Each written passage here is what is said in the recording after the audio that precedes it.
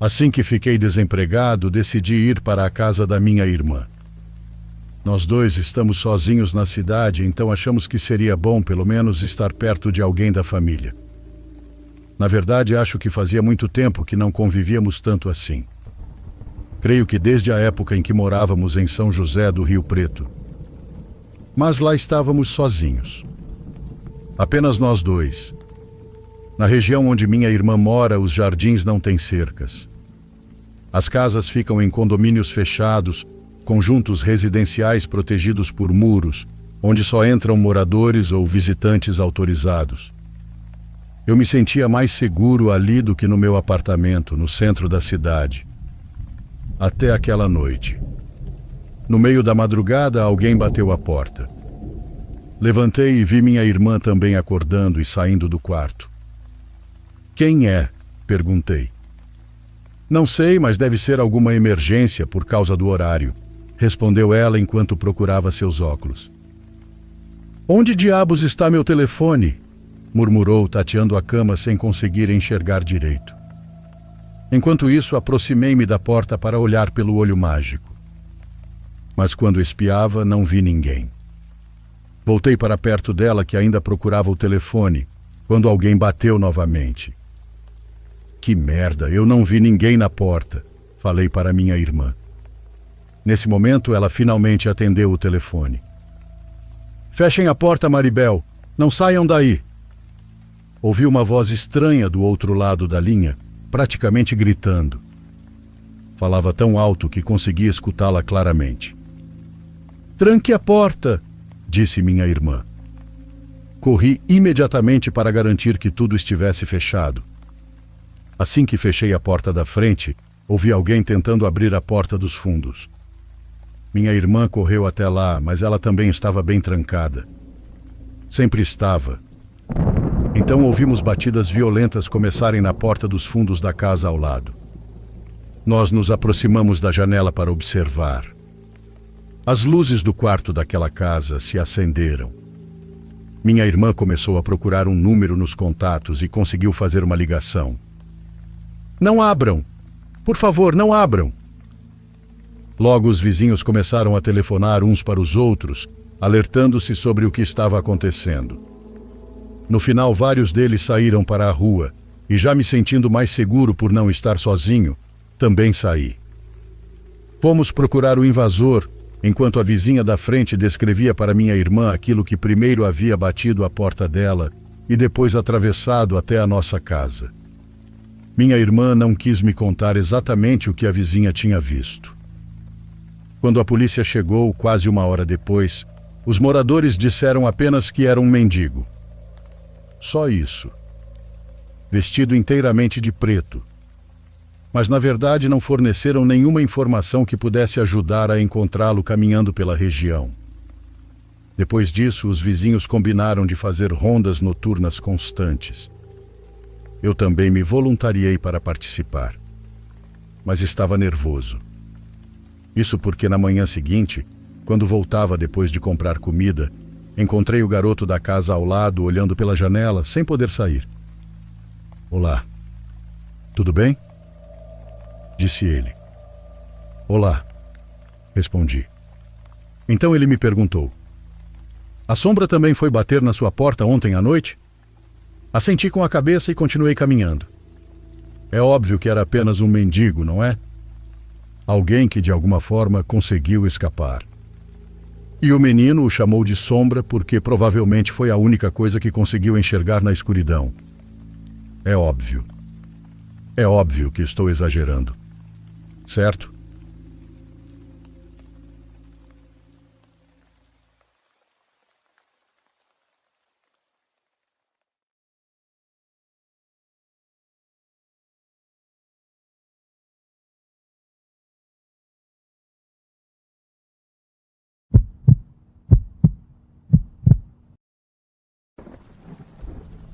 Olá, comunidade. Meu relato é bem curto, mas faz muito tempo que penso em enviá-lo. Finalmente criei coragem e espero que vocês não o achem entediante.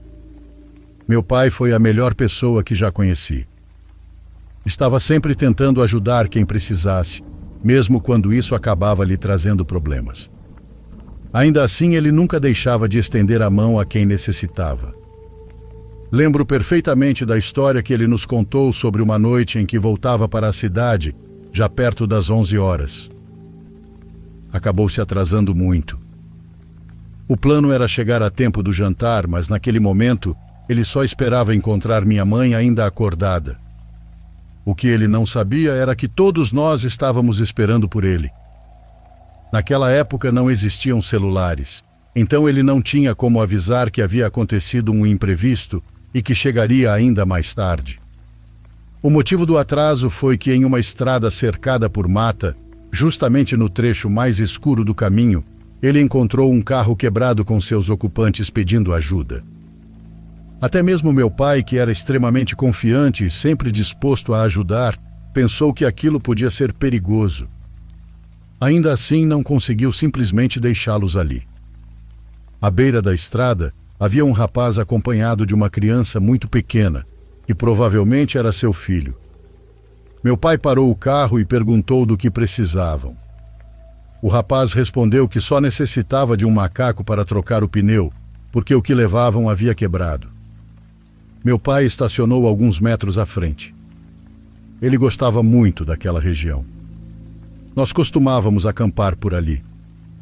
Era um lugar repleto de pinheiros e em épocas de chuva como aquela, a vegetação ficava extremamente densa. Durante o dia era um bosque verde, bonito e cheio de vida. Àquela hora da noite, porém, como acontece com quase qualquer floresta, o lugar parecia sombrio e ameaçador. Enquanto tirava o macaco hidráulico do porta-malas, meu pai percebeu que a criança que estava brincando começou a caminhar em direção às árvores. "Ei, cuidado, você pode se machucar!" gritou ele. Mas o menino não deu a menor atenção. O pai da criança também parecia completamente distraído. Então meu pai apenas colocou o macaco sob o carro e começou a ajudar na troca do pneu. Enquanto trabalhava, continuava observando o menino. Ele caminhava entre as árvores sem se afastar muito, passando de um tronco para outro como se estivesse brincando de esconde-esconde. "O menino pode se machucar", comentou meu pai, esperando que o rapaz finalmente prestasse atenção. "Com licença?", perguntou o jovem concentrado no pneu. Meu pai ia repetir o aviso, mas naquele instante viu o menino sair correndo do meio das árvores e entrar no carro. Aquilo o tranquilizou. Pouco depois terminaram de trocar o pneu. "Muito obrigado. Ninguém teria parado para nos ajudar. Eu mesmo não teria parado aqui." "Muito obrigado, de verdade", disse o rapaz. "Como é que eu ia deixar vocês abandonados num lugar desses? Isso aqui é assustador demais." O jovem apenas sorriu, um pouco confuso, e caminhou até a porta do carro. Meu pai guardou o macaco e foi em direção ao próprio veículo. Foi então que percebeu uma coisa estranha. Apenas o rapaz estava entrando no carro. Não havia mais ninguém. "Ei, e o menino?" A expressão do jovem mudou completamente. Seus olhos se arregalaram como se fossem saltar do rosto. "Que menino?" "O menino que estava aqui com você. Foi por causa dele que eu parei." Naquele instante, os dois ouviram com toda clareza uma risada de criança vindo da parte de trás do carro. Sem dizer mais nada, o rapaz apenas pediu ao meu pai: "Entre no seu carro. Vamos sair daqui. Agora." Meu pai entrou no veículo, deu partida e arrancou primeiro. O jovem seguiu logo atrás dele. Cerca de 10 minutos depois, quando finalmente saíram do bosque, os dois pararam em um posto de gasolina. Meu pai guardou o macaco no porta-malas, já que até então ele o havia simplesmente jogado sobre o banco do passageiro. Eles conversaram por alguns minutos antes de seguirem seus caminhos. Em determinado momento, meu pai comentou que talvez aquilo que tinham visto e ouvido fosse algo bom. Afinal, se aquela criança não tivesse aparecido, ele provavelmente nunca teria parado para ajudá-lo. Então o rapaz respondeu que no exato instante em que o pneu havia estourado, Ele teve a impressão de ouvir uma risada de uma criança pequena. Era exatamente igual a que os dois escutaram antes de deixarem o bosque. Até o dia de sua morte, meu pai sustentou que essa história era completamente verdadeira e que aquela foi a experiência mais aterrorizante de toda a sua vida.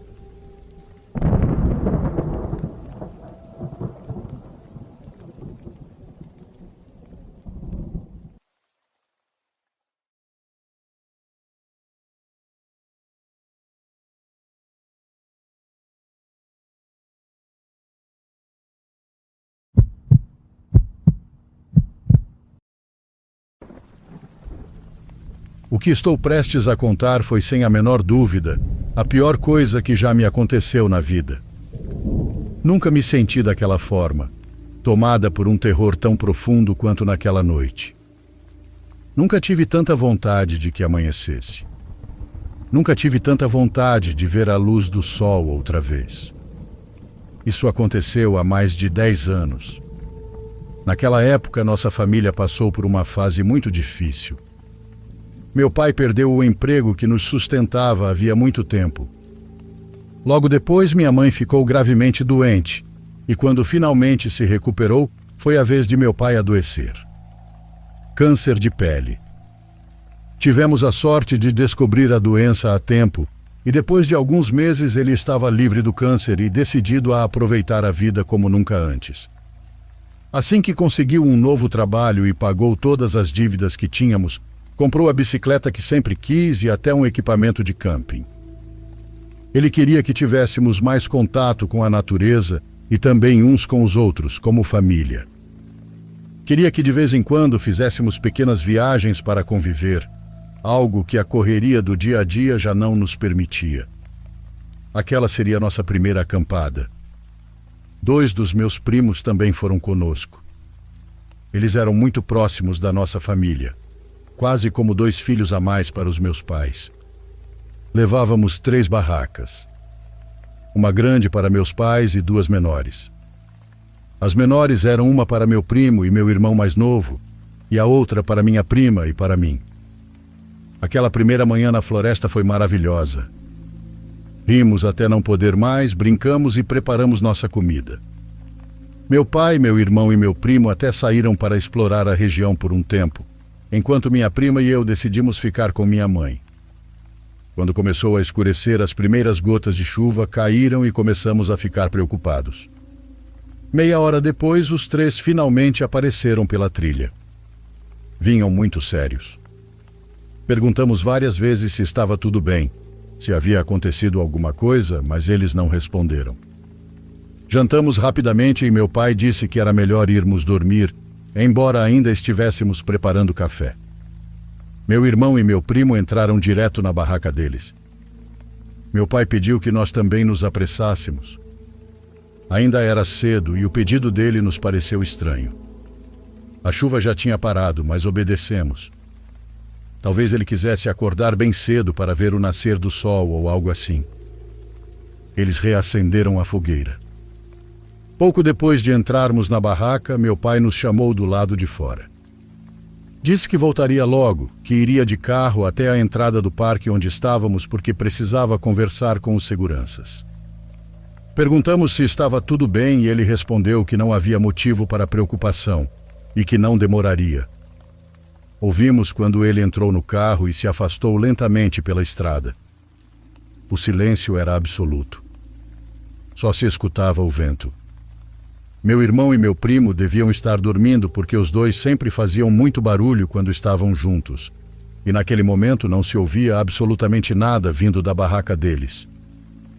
Minha prima e eu continuamos conversando deitadas. Lembro que ela estava dizendo alguma coisa e de repente ficou em silêncio, como se tivesse adormecido de repente. Eu também estava quase pegando no sono. Foi então que acordei com o som de alguém caminhando do lado de fora da barraca. A luz da fogueira, que ainda estava acesa, me permitiu ver claramente a silhueta da minha mãe, vestindo uma camisola. Seu cabelo estava solto e quase armado. Ela caminhava devagar e, de vez em quando, se curvava um pouco, como se estivesse com dor de barriga. Deu a volta pelas barracas, observando tanto a nossa quanto a dos meus primos. Então parou diante da entrada da nossa. Estendeu a mão em direção ao zíper. Eu me ergui, prestes a perguntar se ela estava bem, se estava sentindo alguma dor ou precisava de ajuda. Mas naquele instante senti uma mão cobrindo minha boca. Era minha prima. Ela fez um gesto para que eu permanecesse calada. A silhueta do lado de fora começou a caminhar em direção à fogueira. Nesse momento ouvimos um carro se aproximando. Minha prima saiu correndo da barraca e eu fui atrás dela.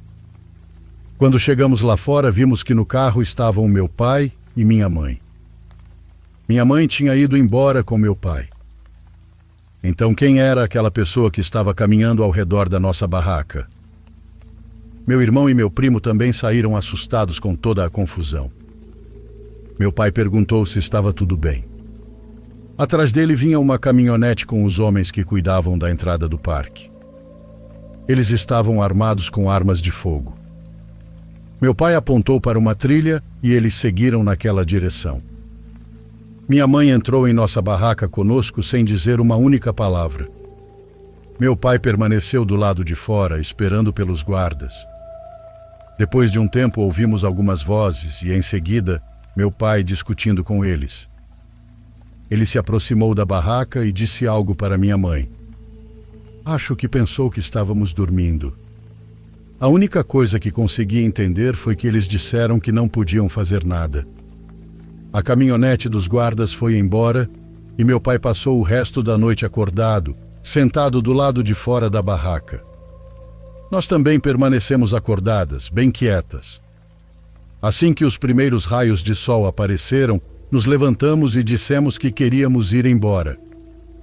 Minha prima inventou que estava se sentindo muito mal e que precisava ir ao médico. Meu pai concordou e começamos a desmontar tudo.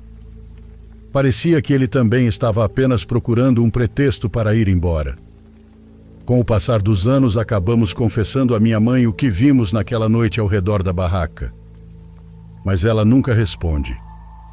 Muda de assunto imediatamente. E com meu pai é ainda pior. Ele jamais nos deixa mencionar aquela viagem ou perguntar por que vendeu todo o equipamento de camping que havia comprado. Nem porque agora sempre prefere que viajemos para a praia em vez de voltar a entrar em qualquer floresta. Meu irmão é a pessoa mais próxima de mim no mundo, mas nem ele me diz o que foi que eles viram quando se afastaram do acampamento naquela tarde. E tenho a sensação de que nunca saberei o que realmente aconteceu naquela noite.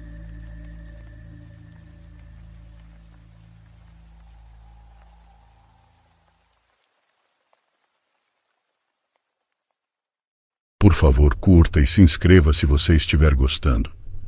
Agora continuamos.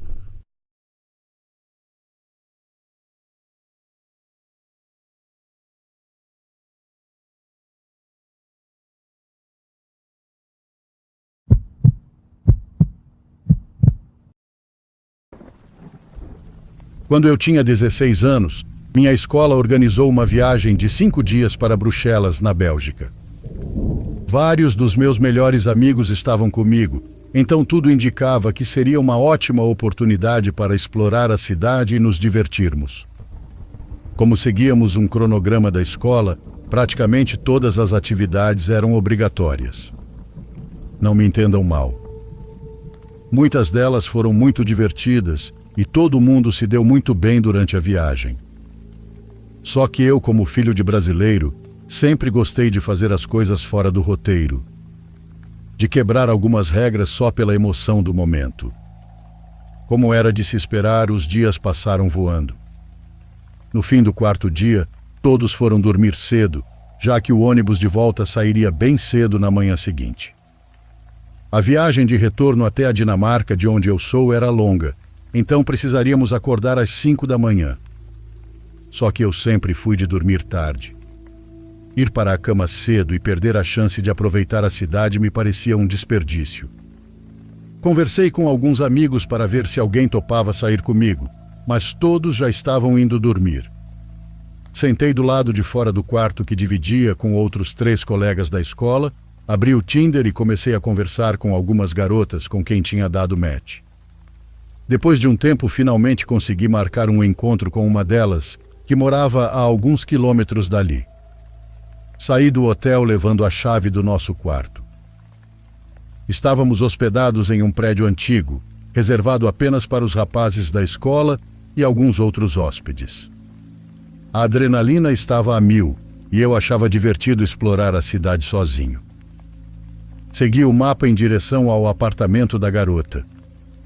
Ao mesmo tempo, olhava para trás o tempo todo para ter certeza de que ninguém estava me seguindo. Ela morava sozinha em uma região que logo percebi ser bastante pobre e com um aspecto bem perigoso. Grandes vitrines iluminadas por luzes de neon se estendiam por várias ruas. Em frente a elas, trabalhadores do mercado adulto faziam poses, batiam nas janelas com unhas enormes e usavam roupas extravagantes. Pouquíssimos homens caminhavam pelas ruas e todos pareciam cuidar apenas da própria vida. Eu tinha apenas 16 anos e estava completamente sozinho. Aquelas ruas me deixavam bastante assustado, mas ao mesmo tempo eu estava fascinado por estar vendo algo tão diferente de tudo que já conhecia. Quando finalmente cheguei ao apartamento da garota, percebi que estava muito longe do hotel. O encontro foi ótimo. Nós nos divertimos bastante. Nada de estranho aconteceu, então, quando fui embora, apenas abri o mapa no celular para encontrar o caminho de volta. Era setembro, fazia frio, e agora que minha aventura tinha acabado, caminhar toda aquela distância por ruas escuras e sujas já não parecia uma boa ideia. Então começou a chover. O mapa me levou por um caminho diferente daquele que eu havia usado na ida, e eu estava usando apenas uma jaqueta fina. Agora as ruas estavam praticamente vazias, exceto por grupos de homens reunidos perto de becos estreitos. Não havia mais bares nem qualquer sinal da região central, com a qual eu já estava familiarizado. Foi quando comecei a ficar realmente nervoso. De repente, a tela do meu celular apagou. Entrei em desespero. Sem me importar se alguém estava ouvindo, comecei a xingar em voz alta e a bater no aparelho, tentando fazê-lo ligar novamente. Mas a bateria tinha acabado. Olhei ao redor procurando qualquer coisa que me parecesse familiar. Não havia absolutamente nada. Percebendo que precisava resolver a situação rapidamente, fui direto até a primeira pessoa que passou por mim. Ela percebeu imediatamente que eu estava desesperado e também que eu era muito jovem. Felizmente, era alguém disposto a ajudar. Contei um pouco da minha situação e perguntei como eu poderia chegar ao centro da cidade. De lá eu conseguiria encontrar o caminho de volta para o hotel. Foi um homem mais ou menos da idade do meu pai. Não lembro muito bem da aparência dele, mas parecia bastante simpático. Em vez de apenas me indicar o caminho, ele decidiu me acompanhar. Na verdade, caminhou comigo até o hotel inteiro, mesmo com a chuva forte caindo sobre nós durante todo o trajeto. Ainda assim, por ele ser um desconhecido, mantive a mão dentro do bolso o tempo todo, segurando minhas chaves e meu celular. Quando finalmente chegamos, agradeci pela ajuda, aliviado por acreditar que o pior daquela noite já tinha passado. Entrei no prédio e tranquei a porta. O sistema de fechaduras era automático, o que me fazia sentir bastante seguro. Afinal, tanto a entrada principal quanto os quartos ficavam trancados automaticamente. Não havia como alguém entrar ali sem ser hóspede e possuir uma chave, certo? Tomei um banho rápido, me preparei para dormir as poucas horas que ainda restavam e apaguei. Quando acordei, havia uma lanterna apontada diretamente para o meu rosto. Abri os olhos lentamente. O rosto de um estranho estava a poucos centímetros do meu. Talvez eu ainda estivesse meio sonolento, mas não consegui nem gritar.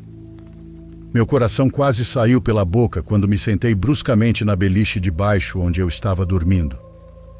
Perguntei em inglês quem ele era. Meu corpo inteiro estava completamente tenso. Mas como meus 3 colegas ainda estavam dormindo e o homem não parecia me ameaçar com nenhuma arma ou atitude agressiva, tive a impressão de que, de alguma forma, a situação ainda era relativamente segura. Ele respondeu que tinha vindo da recepção. Disse que estava ajudando meu amigo Samuel a encontrar algo que ele havia perdido. Ainda confuso e sonolento, peguei meu celular e meu relógio, que estavam ao meu lado na cama. Olhei a hora. Eram cerca de 4 da manhã. Eu realmente tinha um amigo chamado Samuel. Ele era conhecido por agir por impulso, então naquele momento não achei aquilo tão absurdo. O homem se afastou da minha cama e começou a procurar dentro do armário do nosso quarto. Perguntei o que Samuel tinha perdido. Por que ele estava revistando um armário de um quarto em que Samuel nem sequer tinha entrado naquela manhã? Sentei na cama e liguei a lanterna do meu celular apontando-a para o cara. O visto dele, respondeu. Ele não consegue encontrar o visto. Nesse instante, outro aluno entrou no quarto. Começou a conversar com o homem sobre o tal visto. Os dois passaram a procurá-lo juntos. Eu estava tão cansado que simplesmente concluí que todos sabiam o que estava acontecendo. Mesmo achando toda aquela situação bastante estranha, havia outros colegas da minha escola participando da busca pelo suposto visto. Meus companheiros de quarto começaram a acordar e fizeram exatamente as mesmas perguntas que eu havia feito. Expliquei o que estava acontecendo enquanto o homem continuava mexendo nas nossas coisas. Acho que deixei claro, pelo meu tom de voz, que aquilo me parecia muito estranho e que talvez houvesse algo errado. Depois de algum tempo vencido pelo cansaço extremo, acabei pegando no sono novamente. A última imagem de que me lembro é a do homem revistando a mochila do garoto que dormia na cama em frente à minha. Acho que em uma viagem como essa, nunca se sabe o que pode acontecer. Na manhã seguinte, quando todos já estavam acordados e começamos a conversar, descobrimos o que realmente havia acontecido. 3 rapazes perceberam que vários pertences tinham desaparecido. Vistos, notebook e outros objetos pessoais. Tudo havia sido roubado.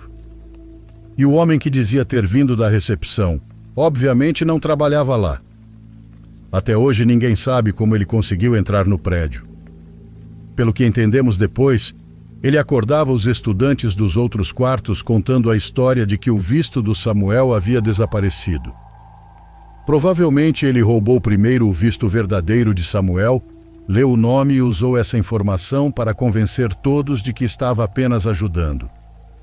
Ele se aproveitou do fato de sermos jovens, estarmos cansados e completamente perdidos em um país estrangeiro. O motivo dele estar tão perto do meu rosto naquela madrugada provavelmente era o meu celular e o meu relógio que estavam ao lado da cama. Ele estava prestes a roubá-los. Pelo que eu sabia, não havia nenhuma câmera de segurança no prédio. A polícia chegou rapidamente. Nossa viagem de volta precisou ser adiada para que Samuel e os outros estudantes prestassem depoimento.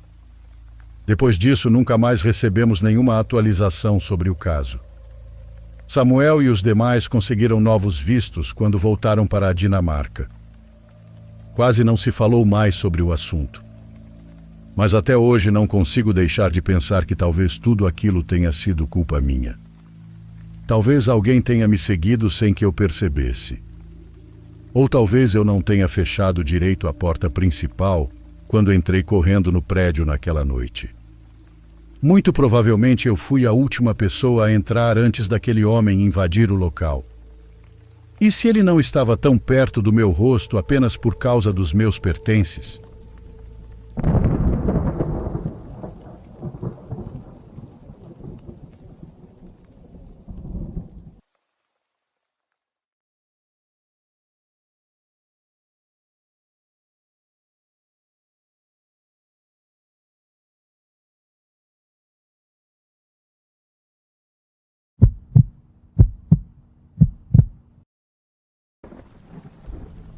Isso aconteceu muitos anos atrás. Eu tinha 14 anos e aquele foi o primeiro verão em que meus pais se sentiram confortáveis em me deixar sozinho durante o dia enquanto eles iam trabalhar. O principal motivo pelo qual eles não me deixavam em casa sozinho até então era porque eu ainda era muito novo, mas também porque nossa casa era meio isolada. Se alguma coisa acontecesse, não haveria ninguém por perto para ajudar, e eu não poderia simplesmente correr até a casa dos vizinhos, como aconteceria se morássemos em um bairro comum. Enfim, várias semanas se passaram e aquele estava sendo apenas um verão normal e tranquilo. Nada de realmente diferente tinha acontecido. Eu passava a maior parte do tempo no porão, que sempre foi a sala de jogos da casa, com todos os consoles e outras coisas. Eu entrava online com vários amigos praticamente todas as manhãs e ficava jogando durante o dia inteiro, como qualquer outro garoto da minha idade faria. Mas no dia em que isso aconteceu, eu acordei muito cansado e basicamente só desci para o porão e fiquei assistindo qualquer desenho que eu costumava assistir quando era criança. Por volta do meio-dia, porém, eu ouvi alguma coisa vindo de cima. Parecia serem algumas batidas em uma porta.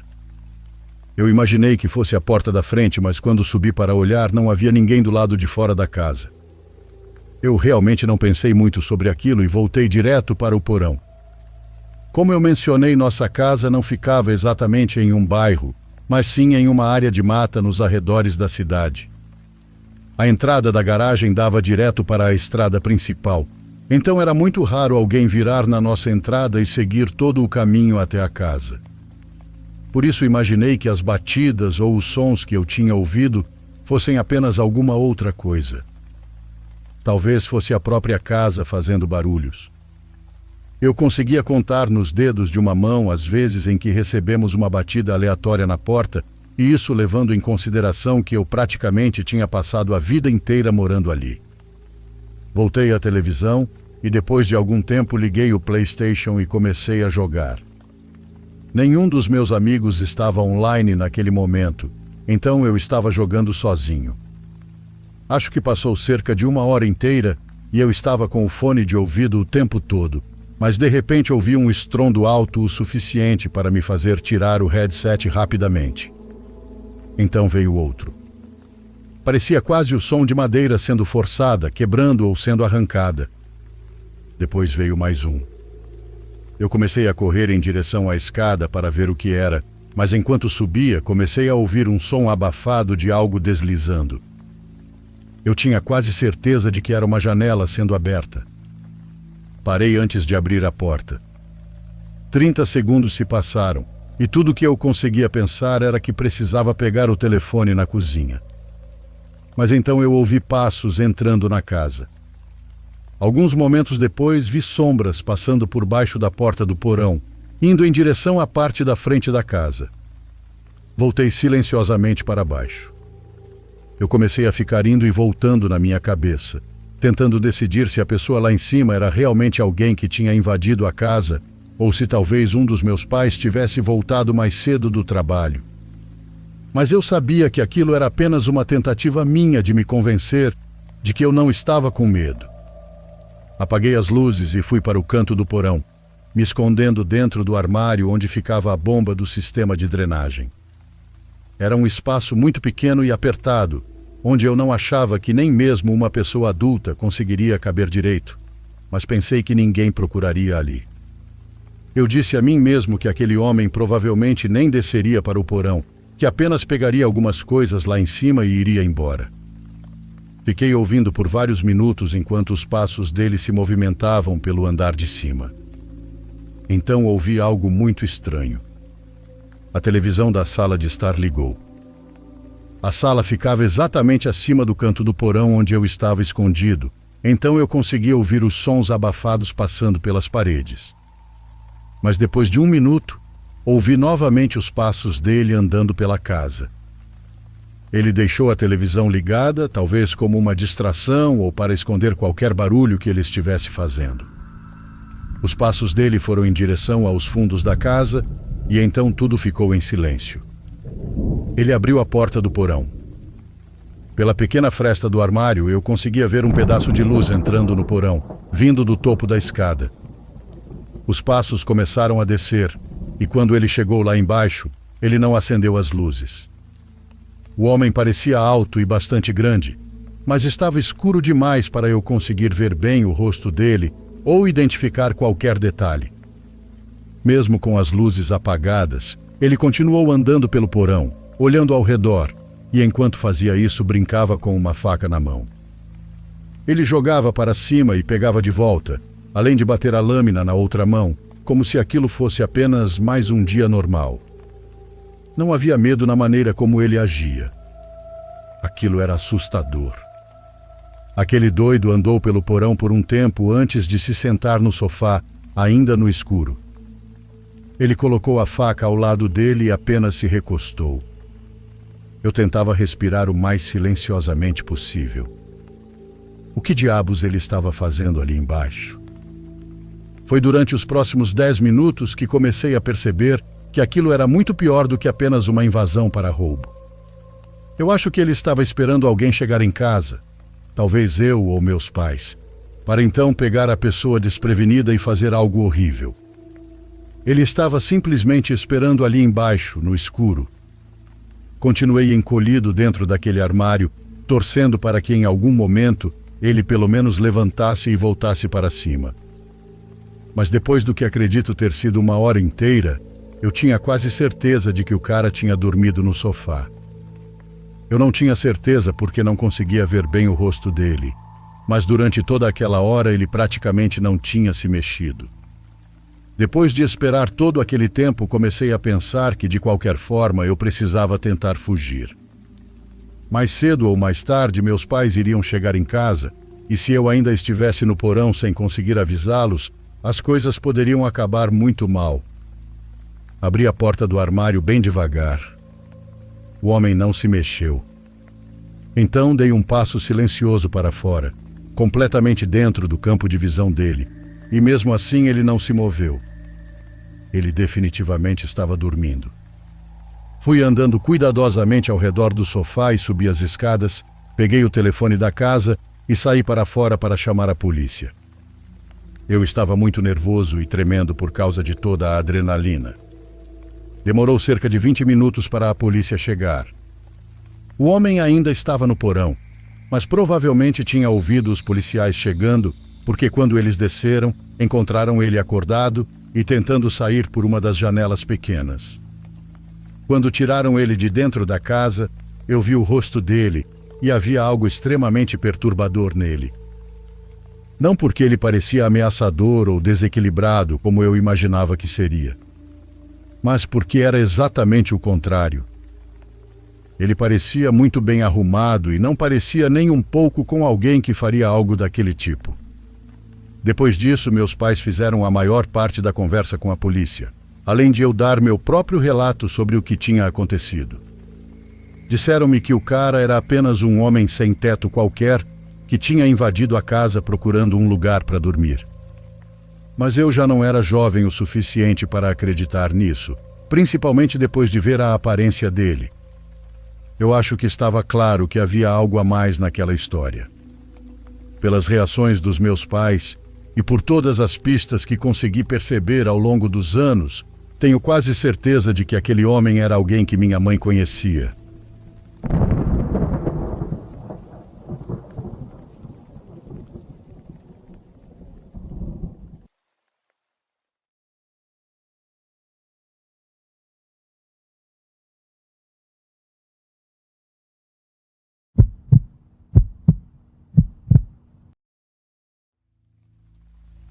Algo extremamente estranho aconteceu com a minha família quando decidimos ir ao bosque em um dia de semana, em plena pandemia, apenas para respirar um ar diferente. Aqui, logo depois de sair da cidade, existe uma região muito bonita, com alguns restaurantes e trilhas bastante utilizadas para ciclismo de montanha. Meu tio, que é ciclista, conhece bem o local, então fomos para lá com a família dele e a nossa. As duas famílias estavam cumprindo uma quarentena bastante rigorosa, e ao chegarmos ao bosque, tiramos as máscaras e convivemos apenas entre nós, sem tantas preocupações. Não havia praticamente ninguém por perto. Era perfeito. Nós realmente precisávamos daquela saída. Minha prima Bianca, de 4 anos, de repente parou de brincar e se escondeu atrás da minha mãe. Ela não parava de olhar em direção às árvores. Ninguém deu muita atenção no início, até que minha mãe perguntou o que estava acontecendo. A menina respondeu que estavam chamando por ela e que não queria ir com eles. "Quem está te chamando?" "De onde?" perguntou minha mãe. Mas Bianca apenas apontava para as árvores, sem dizer quem ou o que era. Meu pai e meu tio tinham ido até o carro buscar a caixa térmica, que estava estacionado a cerca de 10 minutos dali, e a menina apontava justamente para o lado oposto. Quero explicar que minha mãe não ficou preocupada pensando que pudesse ser algum ladrão ou alguém se aproximando, porque estávamos a muitos quilômetros da vila mais próxima. Literalmente estávamos no meio do nada. Definitivamente não havia ninguém por perto. De repente a menina começou a chorar. Minha mãe tentava acalmá-la e me pediu que fosse até a direção para a qual Bianca apontava, para que ela visse que eu estava ali e percebesse que não havia nada. Mas minha prima continuava insistindo que alguém estava chamando por ela com a mão. Então fazia o mesmo gesto, como se estivesse mostrando para nós a forma como estavam lhe sinalizando. Ela abria e fechava a mãozinha repetidamente. Sendo sincero, naquele momento, todos nós rimos meio em tom de brincadeira. Talvez também por nervosismo, imaginando algo tão macabro surgindo da imaginação de uma criança. Por isso fiquei completamente paralisado quando me virei e vi muito perto de nós, atrás de uma árvore, uma mão muito branca aparecendo como se estivesse nos cumprimentando. Ela surgia por trás do tronco e se agitava rápido demais para ser um engano ou uma ilusão de ótica. Era alguém, sem dúvida alguma, tentando chamar nossa atenção. O grito da minha mãe atrás de mim, seguido pelos passos da minha tia se afastando dali com a menina, me fez perceber que não era apenas eu quem estava vendo aquilo. A pequena mão se escondeu novamente atrás da árvore e minha mãe gritou para que permanecesse exatamente onde estava. Mesmo que eu quisesse correr, acho que não conseguiria. Minhas pernas não respondiam. Minha mãe passou ao meu lado e foi em direção àquela árvore. Eu não tirei os olhos dela em nenhum momento. Ninguém saiu dali. Ninguém teve como escapar sem ser visto, mas quando minha mãe chegou e olhou atrás do tronco, não havia absolutamente nada. Depois meu pai e meu tio examinaram toda a área ao redor, mas não encontraram nada estranho. Minha tia, porém, não conseguia parar de falar sobre a mão. Segundo ela, era uma mão usando uma luva que havia aparecido para nos cumprimentar. Eu apenas a vi muito branca, mas minha mãe também concorda que parecia uma mão enluvada, como aquelas luvas usadas por palhaços. Decidimos ir embora dali e nos acomodamos em outro espaço, não tão bonito, mas bem próximo ao estacionamento frequentado pelas pessoas da região. Contamos aos moradores o que havíamos visto, mas eles não faziam ideia do que poderia ter sido e não se lembravam de nenhuma história semelhante. Até hoje tenho dificuldade em acreditar no que vi, mas tenho certeza de que aconteceu.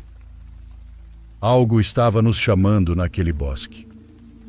Disso eu tenho certeza.